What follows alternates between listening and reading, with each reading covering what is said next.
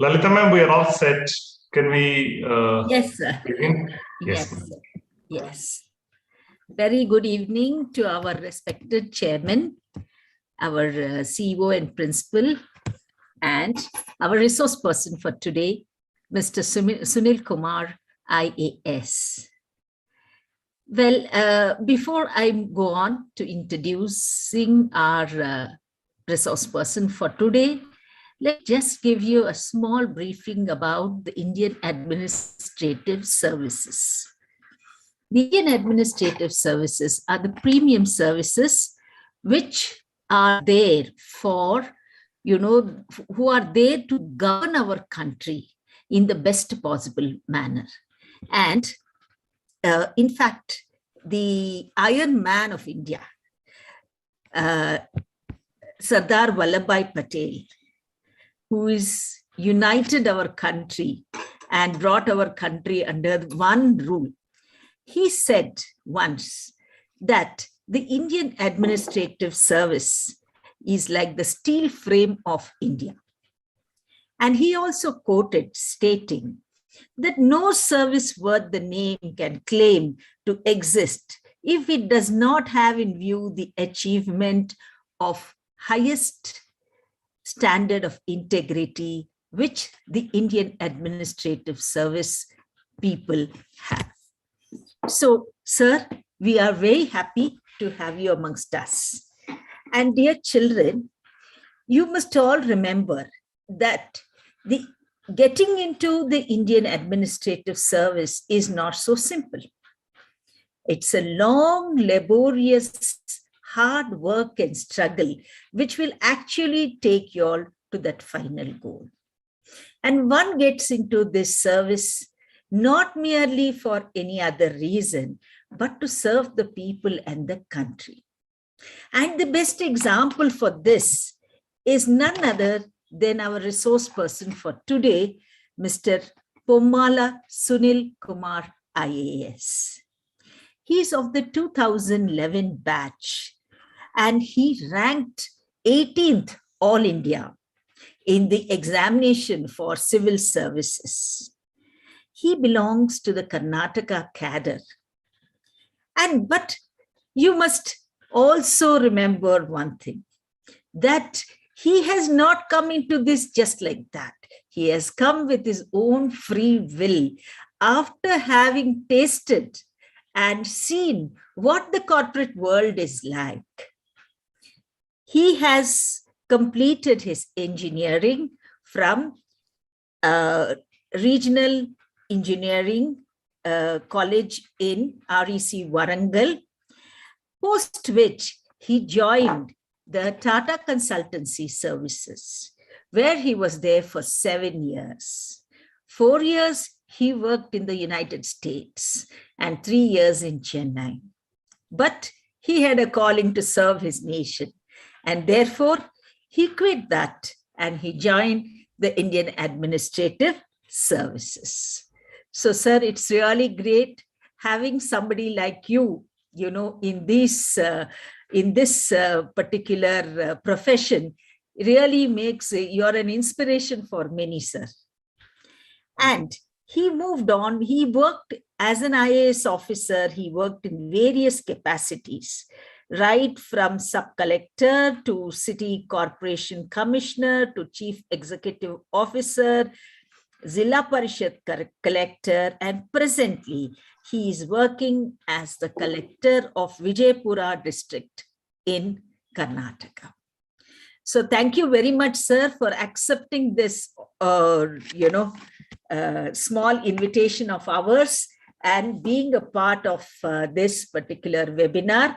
And I'm sure you will stand as a role model for many students to look forward to joining the Indian Administrative Services, and how they can do it from a very young age is what you can throw some light on. Over to you, sir. Thank you once again. Thank you, ma'am. Thank you for the introduction, and thank you for those kind words about me. To all the students, today I'd like to talk about the competitive exams, you should get the conversation or this talk in entirety. What I'm trying to say, it's not only about the IAS. Though I'm going to speak more about IAS, you have to understand the other things also. So today's topic is why you need exposure at this age where you are now. And what is it about? This job, the competitive exams, whichever job you get, let me talk about some of the services that you can take up. One is UPSC, that has IAS, IPS, IFS, that is Indian Foreign Service, where you can become ambassadors for your country, working in other countries for India. Then you have IRS, Revenue Service. You have income tax officer, customs officer, things like that. So it's all about public service. You can work anywhere in India if you get into these services. These services are called All India Services. Once you clear the exam, you will be allotted to any state. In my case, I am from Andhra Pradesh. I hail from Kadapa district in the present Andhra Pradesh state, but I was allotted Karnataka cadre, so I'm working here. So as I said, it's about the public service. You will reach the top positions while being in IAS. If you understand a little bit about administration, you'll hear about the ministers. Then down the line, you have secretaries, right? Then the collectors, etc. In the administrative structure, next to the minister, you can reach any top position, right? After the minister, it's going to be the IAS officers. So, if you want to take it up, you need to know about the service. What am I going to do after joining IAS or IPS? I'll also talk about few more services that do not come under UPSC, but then at the national level, you can take up Intelligence Bureau, CBI, then Defense, Banking, Judiciary. So all these sectors, wherever you want to work, there is a competitive exam. You need to know about it. What are the subjects going to be? Where are you interested? All these things I'm going to talk about now. Now, you may get a basic question. What do I study? Well, everybody wants to become IPS or IAS or a judge in a court. You need to understand at this age whether you're really interested in it or there's something else. So when you plan for government service, let's say you're interested in serving the nation, being in India, taking up some competitive exams, working in services like IAS or IPS, then you have to plan now. If you're interested, then you need to know what subjects to take up, right? So say, for example, you are in 10th standard, you are interested, then you reach PU, then you do graduation. Anybody who is doing final year of graduation can take up the exam. That is, your final year of graduation, you will be eligible to take up the exam. According to me, it is too early, but then there are certain brilliant students who have cracked the exam at that age, very, very young age. Okay, so if you are interested in engineering, it's okay. You plan for engineering or MBBS, you can do as a doctor. You can do MBBS and take up the exam, or any arts, MA, BA, BSc, whatever you want. You complete the graduation and take up the exam. Now, while studying your graduation, you can also know something about your country on day-to-day basis. That you can do through reading newspapers, getting general awareness about the country, about the activities, events happening across the globe. Just to talk about a war that is going on between Ukraine and Russia now, will be of some importance for you if you are interested. So you keep reading the newspapers, you come to know the various activities that are going across the globe. All these things will come under your current affairs. Okay. So now you have chosen your stream, that is after PU. While in PU, I take MPC, Maths, Physics, and Chemistry. Then I do my engineering, whichever institute you want to. You can do in premier institutions like IITs, NITs, or any institute wherever you get a seat.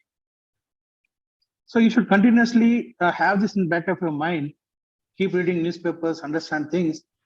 And then once you want to take up the exam, then there is one more thing called optional subject. You'll have to take up one subject for mains examination. The exam pattern would be like this. You have preliminary exam, then you have mains exam, then you have interview.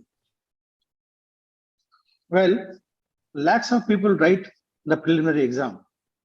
Only few thousands will get through for mains. Only 1,000 or 2,000 will be selected. Among that, the IAS would be not more than 100 to 150 every year. Such is the competition, so you have to keep this in mind. Then, why you plan at this age, right?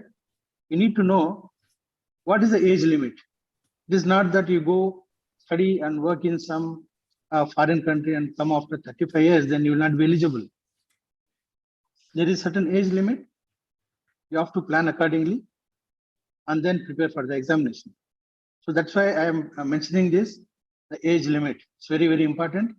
Many people, many of my friends, my seniors who wanted to get into IAS or IPS, they could not do because their planning was not, well in advance.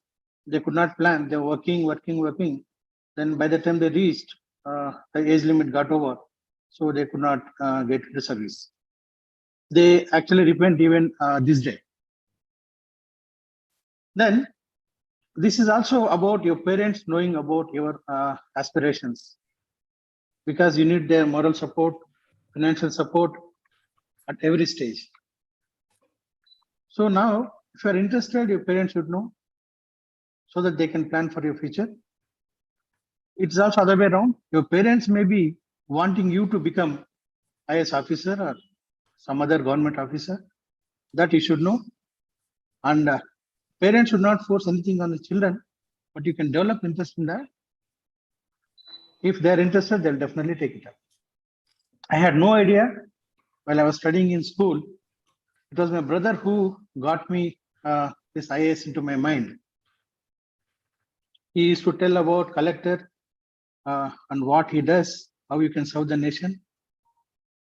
I learned from him, and that's how I have taken up. From schooling, it was there. I always wanted to become IAS. Then it has some financial implications. If you plan for, it takes some 2-3 years. It's not simple as Madam was saying. Very tough examination. You have to plan, take coaching in places like Delhi and then Hyderabad. Plan, it costs you some money. Your parents should know all these things if you are interested. Then your academics are very, very important. When you attend the interviews, they look at our academic performance also. It may not be the best, but it should be good. Year on year, say you are doing engineering, every year your progress report, there should be a gradual increase in the percentages that you are getting. If there is any decline, any issues with your percentage, there can be a question for you in the interviews. Okay, that you can justify if there are any genuine reasons. Then your extracurricular activities also are very important. Like the leadership. When you take up these jobs, the leadership is the only thing that the system needs from you. All other things, management skills, communication skills, all these things we know. We would have learned about the law, procedures, everything would have learned. But then the leadership is the most important thing. You have to rise up to the situation. You'll have to learn how to anticipate the things, how to resolve the things. You should have a lot of flexibility. Intelligence alone will not help you to solve the problems. You have to take inputs from all the stakeholders and solve the issues. And you should also learn to sacrifice few things. You are not a normal human being. If you take up such positions, it's a huge burden. Many people say IAS is, it gives you a lot of social status. It makes you big, your family big. I have a different opinion. While it is true to some extent, it's a huge responsibility. As it is said, power comes with responsibility. There is accountability. We have to deliver. Many people depending on us, people watching you every day, what you do, how you are working, how you are committed to the service. Everything will be known to your senior officers and people. Whenever a collector works in a district, when you leave the place, you should leave some footprint of yours. You should have delivered, you would have solved long pending issues that in the district, would have helped many poor and downtrodden people, thereby giving good platform for your successors. If I leave from this place, some other IAS officer will take up this position. You should feel that, okay, my predecessor, the previous collector, had done some good work. I can learn from him. I can also continue his good work, and I can also innovate few things on my own, and I can also do something different and leave some good, further platform for the upcoming officers. So if you understand these things, if you just get into your mind, about these competitive exams, I say that this is the right age. Some say you do your PU and plan during your graduation. But I would say this, if you are interested now, keep it in your mind. You have to learn a lot about the country, your state, your district, where you're born. If your village has some importance, you should learn. Okay. And continue that. If when you do the graduation, if you really feel that this is not your cup of tea, it doesn't suit your personality, then you can do whatever you want. Okay, some say that I'm preparing from PU itself. Even that is not. Some people ask for the books and etc. during their PU. I interact with many students in schools and colleges. They keep asking me about the books to be read at that age. I would say to learn about the country, and whatever you are studying now. Say, for example, you're in 10th standard PU. I'll tell you, when I started the preparation, I had to study all the NCERT books from 6th standard to 12th standard. I'll repeat again. We had to read all the books from 6th standard to 12th standard of all subjects. Social studies, science, maths, everything we have to study, economics. You know why? There you have the foundation. While studying these books, the school books, I have realized how I have studied during my school days. A lot of us just try to buy heart things, quickly understand, write the examinations, and get good marks, and think that is the learning. It is not so. You have to have in-depth knowledge. I'll take an example. Some of you might know this. I'll take up some science topic. If you look at the electromagnetic spectrum, you have VIBGYOR. Then if you continue that frequencies and wavelengths, you have gamma rays, then you have infrared, radio waves, etc. These come in your subjects, in one of your classes, maybe in 11th or 12th. Radio waves are very important in communication, satellite communication. air control that they use it in aeroplanes. So how do they work? Naturally, how the radio waves are produced by nature, like lightning, etc. Artificially, how you can actually produce the radio waves using transistors and other means. You have to go deep into it. What is the frequency? What is V is equal to N lambda? Lambda is your wavelength. And for each range, like radio waves, what is the range of frequencies? And for WIPGR, what is the range? If you thoroughly understand these things, during your preparation, it is nothing. You're very comfortable. So during my schooling, I did not understand those things well. So I had to prepare like a student, like a school student. I had to read afresh. I'll give you another example, one more example. The earth rotates about itself, then revolves about the sun, that all of us know. If you look at it, the rotational axis of the earth is not perpendicular, that is 90 degrees on a plane. There is a tilt. So this imaginary axis passes through North Pole and South Pole vertically. Had that been completely vertical, perpendicular, the sun rays do not fall on North Pole and South Pole. Okay, but in practice, if you look at it, there is life on North Pole, there is life on South Pole. We know that. The reason for that is there is the axial tilt in the vertical axis. There is 23-degree tilt. So now I tell to all the students who are present today in this webinar to go and draw tonight.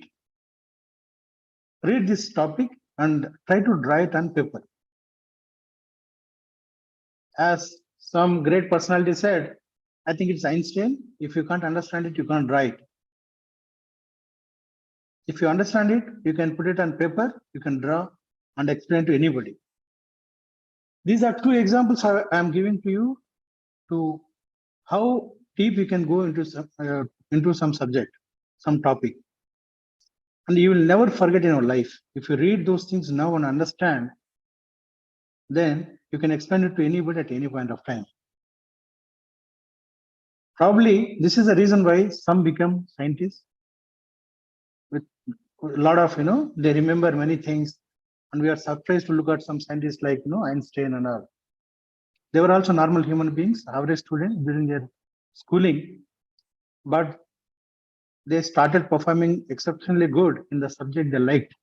That's how they have become different personalities.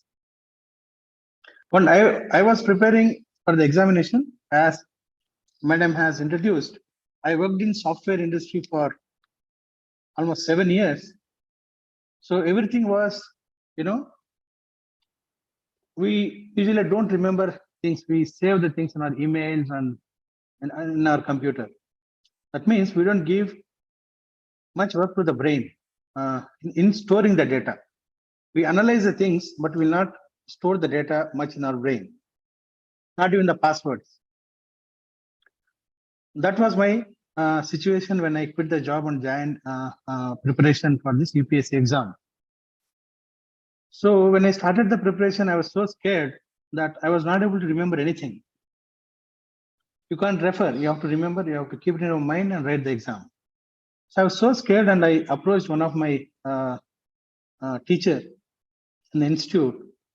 Then he told me that, don't worry, you don't know the power of your brain. Start practicing, start remembering things, and then you talk to me after 3-4 months. Yeah, with that confidence, I started. Initially, it was linear, the progress. Then after 2-3 months, I didn't believe myself. It was completely exponential. It was at next level. the way my mind was processing the data, saving the data, storing the data, and there are a lot of complications. Okay, you'll have to remember many things while you prepare for this exam. So I was able to do good with it. So I wanted to tell you that. Some people say that I'm very good in few things, very bad in few things. And wherever it doesn't work for the competitive exam, because in your normal examinations, even if you exempt 40% of the syllabus, thorough study of 60 to 70% syllabus, you can get 90% marks or 80% marks in your final examinations. That is not true with the competitive exam.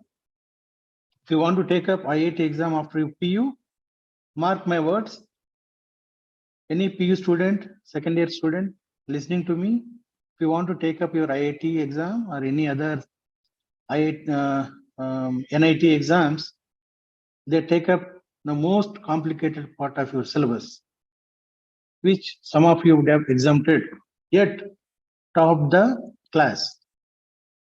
Don't be overconfident. Check, go back and check your syllabus. Read everything in the syllabus, end to end, every chapter, every topic. Then see how much you have missed during your PU preparation. Then you learn about it. Okay, so this very, very important thing. When you read, you have to understand that you are thoroughly enjoying your studies and your understanding of the topic to the depth that is required. Okay, I hope most of you are following me. With regard to the preparation, the locations, if you want me to tell you, you have Delhi and Hyderabad. I hope most of you are from Hyderabad, or maybe whichever place you are. If your parents are working in Hyderabad, there are good institutions there. And then if you want to have enhanced data and exam question papers, model questions and all, they are good in Delhi. In this, now the data is shared from anywhere to anywhere. So online classes also are available. I'm telling to the students, maybe when you start the preparation, things would have changed. Data will be available everywhere. So keep this in mind. I hope I've covered everything. Unless Mr. Naidu or Subramaniam, if you can tell me if I have to cover any other area, I will try. Otherwise, I'll stop here and I can take up questions from anybody. Yeah, I think it was quite comprehensive, sir. Yeah. Thank you, Sunil. I think it is very crisp and clear and loud. I think most of us, including our students and teachers, are clear how to really lay foundation at this secondary school age. Someone wanted to, or someone aspiring to become a civil servant. Your journey, I know how you have been preparing from your graduation onwards and also studied while you were working for the software industry. Then you resigned from the lucrative corporate job at US. You started your preparation. In fact, many of our students and all of us always take you as an inspiration, and our students would be able to start working on these skills and would be able to see success in their life. Thank you, Sunil. Ma'am, and over. Yeah. Just I would once again, recap what sir has said. In public service, there are a lot of other areas also available, like the Intelligence Bureau, the Central Bureau of Investigation, Defense, Banking, and Judiciary. And generally, if you are of exceptional intelligence, you can even start, from your final year of graduation. So children, we always tell you one thing. And I think, Subi sir, Naidu sir, myself, we reiterate and reiterate day in and day out. And that is the importance of your NCERT textbooks. I'm sure Subi sir has, he will be shouting from rooftops, but I also do it, the importance of your NCERT textbooks. Well, what you are learning there, we also talk about lifelong learning. If the learning is internalized to the larger extent, you will be able to crack your civil services. So the first requisite being that you complete your graduation, be it engineering, arts, or any other form of, you can even do your medicine and then take up the civil services. The very important aspect of this also being that you need to be abreast with the current affairs. And for that, reading newspaper is very important, because you really don't know from where and when your question will be posed. Other than question paper, I'll take a little cue, and I'll also suggest to you some important news channels, like the WION is one news channel which gives you very good, information across.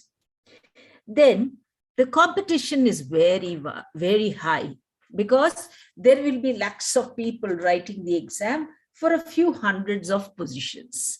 So which means that, your chance, all of you who are doing your probability will know that your chance of getting into the civil services will be very less unless and until you are the brightest of the lot. Then the foundation has to be very strong. So I always tell your children that what you are learning should not be only for examination, because if it is for only examinations, you tend to forget what you have learned. Your learning has to be to gain knowledge. The minute you learn to gain knowledge, you will find that you are able to do extremely well. So there are different ways of preparing for this, and it requires long hours of study also. Okay, and generally, if you see, there is a show called Kaun Banega Crorepati by Amitabh Bachchan. You will find a lot of people who have prepared for civil services doing extremely well, because the type of questions which come are from anywhere. So you should be prepared for any of these type of questions. Then there are different centers where you can prepare, but two main centers being, one is in Delhi and one is in Hyderabad. As of now, in Delhi, you have better information available, but now it is also online. And children, or those of you who are in your 11th grade, just going to your 12th, or those of you who are in 9th grade, or even lower, or any of the other grades, you will find that you have, you know what it is, our race against the time. Generally, people think, this is our general human tendency to think that, okay, we have lots of time, but you will find that time just flies. So make best use, use this current moment as the most opportune moment for you all to do your best. And then the scope to get into the Indian Administrative Services or any of the others. See, the first is Indian Administrative Service. If you have got lesser scores, you will go to other, departments. There is IAS, IPS, then Indian Foreign Service, and so on and so forth. Okay, so let's hope, sir, inspired by you, I have quite a few of these children who will be aspiring to move on, but to throw more light and give an inspirational speech, I would request our chairman, who is equally adept at, inspiring children, to take over and speak a few words. Over to you, sir. Ma'am, rather than me speaking, I just encourage students and other parents would like to interact with okay, sir. Kumar, okay. IAS. Yes, and I request Subramaniam sir to take up the question and answer session, please. So children and parents who are here, you can pose your questions and to sir.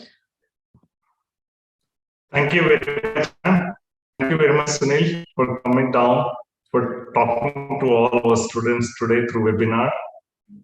Students and parents, all the participants, if you're watching this program, if you're a participant in this Zoom session, you can go ahead and put the question in the chat window, and we will take up that question.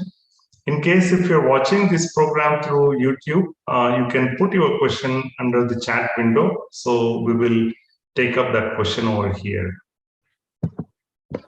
Subhi, your voice is resounding. Maybe check once. All right. Give me a moment.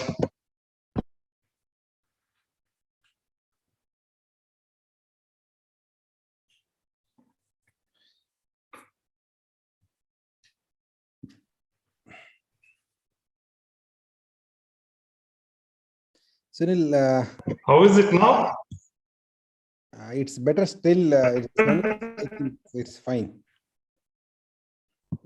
Okay.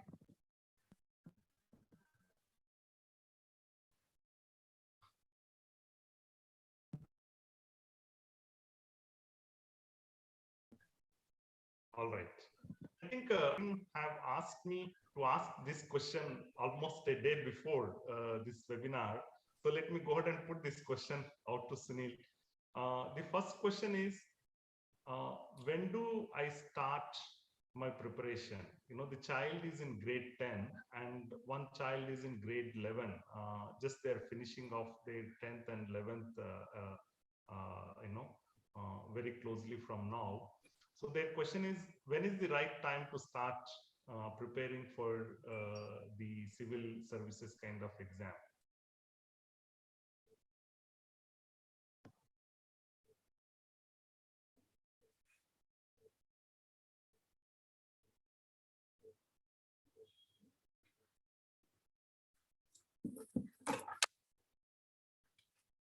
I think Subhi sir, he's not able to unmute. Yes. Yeah.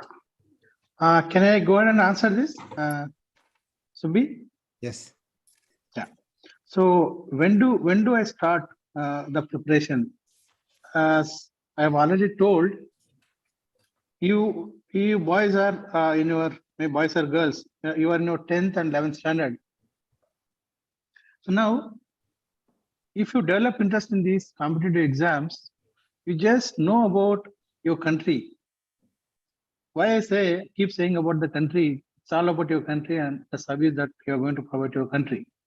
So know about your place, where you're from, the district, the state, and the country, and of course the world. Develop interest when you read newspapers, look at the geography, see the maps, see the rivers, mountains, etc. I don't say this is a real startup preparation.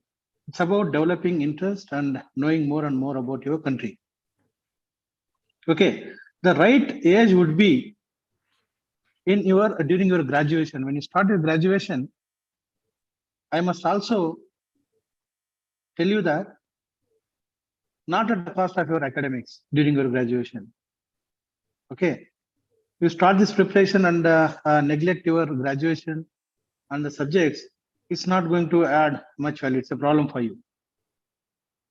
You have to put focus on your graduation, do it well. While doing so, do this current affairs thing. Develop knowledge about Indian polity. Read about Indian constitution in your leisure time. If you plan for it, after your academics and classroom stuff is over, then read Indian polity. It's the most important thing. Know about your country. Know about what is parliament, what is Supreme Court, what is High Court, who is governor, who is President of India, who is Prime Minister, who are the ministers, how they become ministers, who is an MLA, what is a government. Okay, you need to read a lot to learn about these things. Your father can explain all these things. Listen to him. Your mother can explain these things. Listen to her. So do these things even while you're in graduation. I've seen there are exceptional guys, as I said, they have prepared during graduation they did very well in their academics, subjects, got very good percentage, and also cleared the exam in the first attempt. There is this guy in my batch who obtained 4th rank immediately after his graduation. So that is possible, but that is very, it happens in a very few cases. Remember that. So you start preparation during your graduation, but keeping your academics in mind, it should not affect your academics. That's what I wanted to say. Thank you very much, Sunil. There is one more question. This is basically, one of the student, again, this is from grade 10 student. How important is the body language, to be for, for civil servant and, while attending the interview process, or maybe as even as a IAS officer and, all that? Yeah. So it's very, very important. So body language, I'll just cover it in entirety. It's about your conduct, right? In the interview, you have to have an honest approach. You should be honest to yourself and outside. Okay? In the interview, what they're going to test is they're going to test your depth of knowledge on a social issue or any, your knowledge on some scientific thing. Like, say, they may ask you how the bullet train works. If you are a doctor, they can put some question on some surgery, etc. If you are an IT professional, they ask you about IT-linked government, the rules and regulations, right? Say, for example, many people misuse the social media. How do you punish them or how do you regulate them? Things like that. Okay, so you should have honest approach. If you want to say, if you want to think there and say that I had given a very intelligent answer, no, you are not. Okay, so I'll take an example so that you will understand. I had a question on the state bifurcation. So while I was preparing, this Telangana and Andhra issue was going on. So I had to tell what I really felt at the time. That's it. I had to say what I really feel, and I have to justify with some points. So this is what I feel, sir, and these are my justifications. That's all. Your opinion is not going to change the real decision of the government or whatever is happening, right? But when you take up the position, if you have all these views, you do the multi-dimensional analysis, you understand all the stakeholders, and you take a decision, okay? And then it will be an effective decision.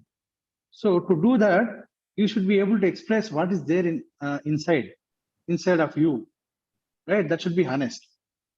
Never think that you are actually managing the show during your interview. Okay, if you have honest approach, everything will be in order. Body language, your conduct, the way you speak, your expressions, right? So they'll catch you. They have 30-40 years experience. The persons who are who are interviewing you, they know everything. They are from different sectors. There's one from the defense, one from Indian Administrative Service, and then psychologists, then you have engineers, experts in every area. You can ask a question on medicine, you can ask a question on engineering or arts, etc. So they know everything. Okay. Thank you. Thank you very much, Sunil. Sunil, this question is from one of the grade 11 students. So we said now your voice is very, very low, sir. Very low? Yes, sir. I will increase it, ma'am. 1 second. Yes. How is it now, ma'am? Yeah, perfect, sir. Okay. Perfect. So this question is from one of the grade 11 students, and these students basically are pursuing their commerce. Commerce with math and without math also. They have not, science, physics, chemistry, and biology. So they are interested, to know more. Would it help to pick, in 11th and 12th commerce kind of subjects to prepare very well for, civils kind of exams and all that? Yeah. So the answer to this question will be that you have chosen commerce because you like the subject. I'm sure about it. Or if you're not, then think about it. So since you have already chosen the subject, go ahead with it. Okay. So nothing wrong. Then in graduation, you'll choose in the same stream. And for UPSC exam, you will definitely have optional subject on these lines, something related to commerce. You have maths, you have physics, you have chemistry, you have engineering, electrical engineering, and you have psychology, sociology, public administration, political science, etc. There are 24 or 25 subjects like that. Okay, you choose, if you want to check, you can check the syllabus for mains right away. What are the subjects available? Okay, so then you will definitely score more marks in your favorite subject. I'll tell you, when I was preparing, there were two optional subjects. My stream was engineering. I did not take engineering, but I have taken public administration and geography. So my engineering, my strength was electrical engineering. Then I worked as software engineer. Then while choosing subjects for UPSC exam, I chose public administration and geography. There is no link, if you can see. Even then it is possible, right? So at this point, you see what you can do. If you continue with your favorite subject, still you will get very good score. You change the subject also, it is possible to score good marks and get a good rank. Both are possible. Just remember this point. Thank you very much, Sunil. And the one other question is, I think to some extent you already answered, but this child is asking, sir, current affairs is pretty huge, ocean. How can I prepare, especially, competitive exams, keeping in mind, how is that I keep up, up to date on the current affairs? Yeah, it's very, very interesting question. So it's really ocean. When you start the preparation and when you jump into current affairs and you want to start somewhere, it is like somebody dropping you from helicopter into mid of the ocean. You have to swim and come out. Okay, practice it. You start slowly, start reading it, and slowly you'll pick it up. Again, I'll tell you, anything under the sky is the syllabus for UPSC exam. We keep making fun of it, okay? When we speak to our friends, when we have discussions, anything under the sky is the syllabus for UPSC exam. They can ask anything from anywhere. So now we should understand, that is why it takes 2 to 3 years. While you start the preparation, you have to make at least 2 to 3 attempts for an average, a ranker. They would have taken 2 to 3 years. Some are exceptional cases, they would clear in 1 or 2 years. Okay, so that actually teaches you the patience, right? Like first year, if you give attempt, preliminary exam, mains exam, and interview. Immediately after the interview, next within few days, you have the next year prelims. Okay. This year results, for example, last year I would have taken the exam. On May 11th, I get the result. I come to know that I have not got the rank. So now I have to take up the next year's exam, and I have only 10 days for the prelims preparation. You see, you have to understand these things. That means we should be ready for next year also. There should be a guarantee that, yes, I got the rank. With this rank, my ambition is to serve as IAS officer.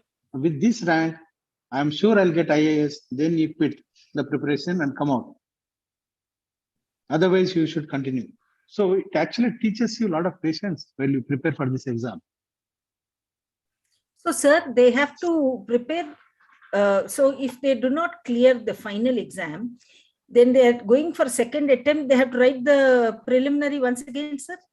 Yes, madam. Yes. Okay. And you should be ready with the that year's current affairs, right? Okay. Yes. Thank you very much, Sunil.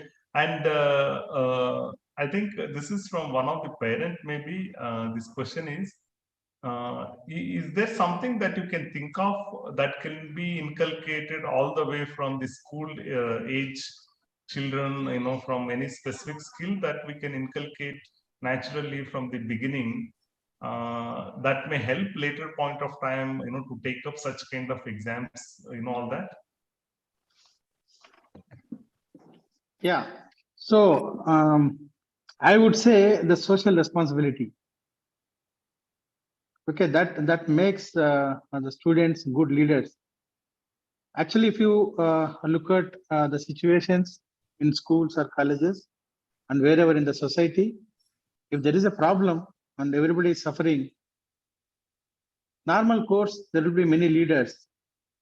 But then when you are in the mid of the problem, you will find a natural leader who comes out and gives you a solution. That leader definitely he would have inculcated that social responsibility. So he comes out and finds a solution. So that kind of leadership qualities can be built through this social responsibility concept. They should keep talking about the country. They should keep talking about some of the issues like sustainable development, usage of plastics.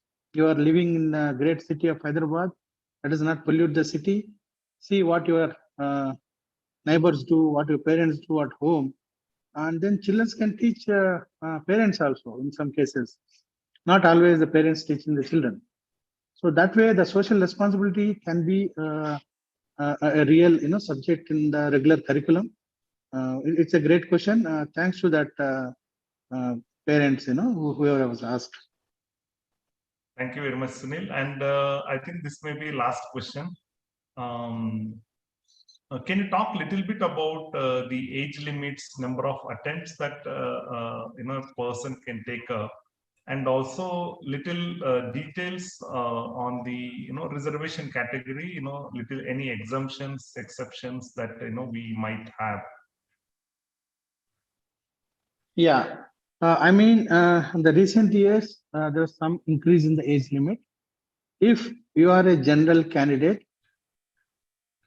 then you have 32 years is the age bar. When I have taken up the exam for the general candidate, the age limit was 30 years. The recent days, it was raised to 32. So I'll tell the present age limits. For a general candidate, it is 32 years. And for a backward caste, BC, category, it is 35 years. And then for SC, ST, it's 37 years, I think. So it varies from UPSC to state service. Telangana Public Service Commission, TNPSC, PSC, will have further age relaxations. If you take state services, maybe 39 years will be the age limit for general candidate that you'll have to check. But UPSC, it's very strict. They stick to this age limit. So 32 years is for the general candidate. So after graduation, say for example, you completed graduation by 21 years, then you have, even if you want to do masters and work for 1 or 2 years, and that takes you to 27 years, then you should be sure about yourself. Okay, have a window of 4 to 4 years. During that period, you have to crack the exam. Otherwise, you are going to lose the opportunity. Okay. And just a follow-up question, Sunil. Within these age limits, how many attempts a person can do? Yeah, attempts. For a general candidate, it used to be 4. I think now it has changed to 6 attempts. Okay. Then for a backward classes, it is 7 attempts. And now it is, I think, 8 attempts. And then for SC, ST, it is unlimited. I think when it's the same now, unlimited. But the age, you have to stick to that age limit. Correct. So right from your graduation day, you keep writing the exam till your age is barred, right, for the examination. Okay, I can share with with you the latest age limits and all from our That would be website. great. Yeah, I'll do That that. would be great. And having work experience will add a lot of value. Yeah, this job, if some boy or girl is very, very intelligent and have passion for this examination, can crack immediately after the graduation, no doubt in that. But then within a year or two, she or he will take up the most responsible job at the subdivision level, that is like sub-collector. Imagine how much workload, how much accountability, how much responsibility they have to take up. It requires a lot of maturity, understanding about the local issues and issues in the country. Okay, just academics and just a thorough reading would not suffice to become a successful IAS officer. You really want to deliver, so better have some maturity over issues, understanding over the issues. And parents can help the children. Not that I'm discouraging young IAS officers. Somebody becoming IAS officer at 22 years age, but then they should have this maturity when they go to field. There's a huge burden, huge responsibility. So some can do that. There's no doubt about it. I'm just cautioning it.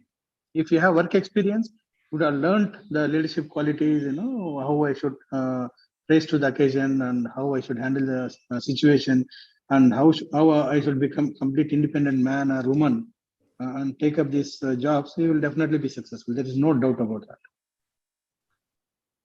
Great. Thank you very much, Sunil. And one last question. What about, in terms of the cutoff marks or number of candidates? Can you talk a little bit on that? I think at prelims and also mains level. Yeah. So this marks actually, after you write the prelims, it is basically objective types. So after writing the exam, there will be some cutoff marks which we wouldn't know. Okay. So, but then many institutions, they go through the question papers and see and they will determine the cutoff, approximate cutoff thing. Then only after the result comes, we will come to know. Like, we had prelims, paper 1, which used to be for 150 marks, 85 or 90 used to be the cutoff. Okay. So then it is like floodgate, you have a gate, then there are thousands or lakhs of people coming. Only few can actually cross that gate. I mean, lakhs of people write, then prelims only thousands will get through, they write the mains, and then only 1,000 or 2,000 will be selected finally. Okay. So this cutoff marks, you will come to know only the government will reveal only after the result. During our days, even that we wouldn't know. We'll know only approximate things, It's all relative performance. You have to do good, mains and everything. And in final, even during your interview, you will not know mains marks. Remember this. So once your interview is over, final, when they declare the ranks, you come to know your interview marks and main subject marks. You would not know the prelim marks at all. It's just a screening test. You just get eligible for mains exam. And you write the mains and you're through, then you go to interview and final rank is determined based on your interview marks and main score. That's all. Great. Thank you very much, Sunil, for taking a lot of questions and, answering all those questions patiently and, very clearly to all our students today. I think that would be all for from Q&A, Lalita ma'am. Over Thank to you, you sir. to close the session for the Thank day. you, sir. But before I close, I request our chairman, sir, to say a few words of encouragement to the children. Sir, over to you. Yeah, I really would like to say special thanks to Mr. Sunil. Sunil is our batchmate at REC Varangal, and Subbi and Sunil studied on same bench almost for 4 years. They are very close buddies. I really like the way both of them conversing so professionally for the benefit of students. And though I'm also batchmate of Sunil, I was studying computer science. They are both of them from electrical background at NIT Warangal. After listening to Sunil, maybe it's a good cue for all of us, the teachers and students and principals. The basic fundamental rule, really thinking about fundamentals in the NCERT books and trying to really help the students and help everyone to have a clear clarity and read for the sake of understanding, for the sake of learning, for the sake of implementing in the day-to-day life rather than passing in the exams or trying for the scores. And second point, what Sunil shared is about uncertainty. That's the reason all of us should be comfortable with uncertainty of tomorrow's goal or tomorrow's results. Unless you really agile enough, unless we prepare our children to accept the failure, your child may not be able to take the kind of challenges, these exams, the kind of challenges everyone around us puts us, because we don't know about tomorrow result. Again, day after tomorrow onwards, you need to start preparation for prelims. So maybe the mindset is also most important. It's not only about targeting the goal, it's also about preparing the children for uncertainty is very much important. It only happens the way we encourage the children to play the games and spend time with their friends. Even they lose the game, they will learn how really they played well. Putting extra effort is more important with grit and deterrence and perseverance. These kind of things are most important at school age. The parents, students, and teachers, all of us try to inculcate these great habits in the children so that they'll serve the nation. If not as a civil servant, once someone really attempted to become a civil servant, those people gain huge amount of knowledge.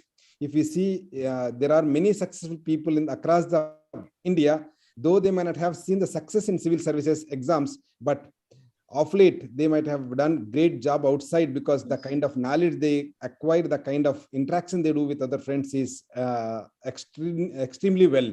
They get profound knowledge in day-to-day efforts. Thank you very much, Sunil. I hope you will help us in many other webinars and helping our students to prepare for the civil service exams. Thank you all. Thank you for the invitation. Thank you, sir. Thank you. Thank you, sir. Profound thanks from all of us at Rockwoods. Children, I must tell you that it is not so easy to interact with the collector of a place because they are very busy people. And in fact, people wait for hours just to, get a small interview from them. But thanks to both our chairman and our CEO and principal that, he has taken so much time, more than an hour, to talk to you all and also patiently answer each question of yours. Lots and lots of thanks from all of us, sir, and wish you all the best. I'm happy that I've interacted with the children. Thank you. Thank you so much, Sunil. Thank you, Sunil. Thank you all. Yeah. Thank you. Bye Thank all. you.